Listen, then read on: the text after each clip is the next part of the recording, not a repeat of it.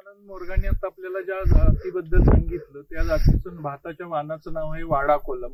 वाडा कोलम हा वाडा तालुक्यातला अनेक वर्षांपासून लागवड केला जाणारा हा मूळचा इथला तांदूळ आहे आणि त्याचं नाव पण वाडा तालुक्यावरनं आलेलं आहे. जे वाडा आणि विक्रमगड पालघरचा थोडासा भाग एवढ्या भागातच हा पिकवला जातो. आता वाडा कोलम मूळ वाडा कोलमचं जर बघितलं, मूळ वाडा कोलम मध्ये त्याची उंची वाढते आणि उंची वाढल्यानंतर ती झाड लोळते.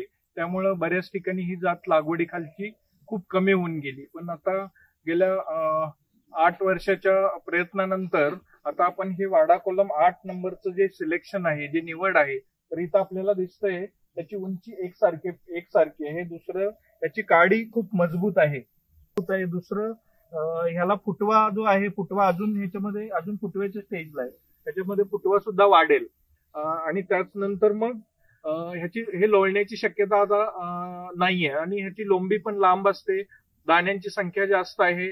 त्याचबरोबर 131 दिवसात हा काढणीला येतो आणि हे निवड सिलेक्शन जे आहे, मूळ वाडा कोलमचे गुणधर्म तसेच ठेवून निवड पद्धतीनं केलेलं हे बियाणं आहे, जेणेकरून मूळची वाडा कोलम पुन्हा वापरात येईल आणि तो आहाराचा भाग बनेल. कारण आता वाडा कोलमच्या नावाखाली बऱ्याच भेसळयुक्त बियाणं आलेलं आहे आणि त्याची लागवड वाढत आहे आणि त्यातनं मूळ वाडा कोलम ही कुठेतरी नष्ट पावत आहे. मार्केटमध्ये जर बघितलं वेगवेगळे ब्रँड आहेत, पण मूळचा वाडा कोलम येतो कुठून हा प्रश्न ग्राहकांना पण पडलेला आहे आणि शेतकऱ्यांना पण पडलेला आहे. कारण इकडच्या 30-35 गावांचा विचार केला तर 200-250च्या वर शेतकरी नाहीये, तरी सुद्धा तो वाडा कोलम सगळीकडं तांदूळ विकला जातो. तर ह्या अभ्यासातनं आता ही एक जात वाडा कोलम 8 जी पुढे येते, अशा प्रकारचं हे सिलेक्शन निश्चितच पुढच्या काळात एक वरदान ठरू शकेल.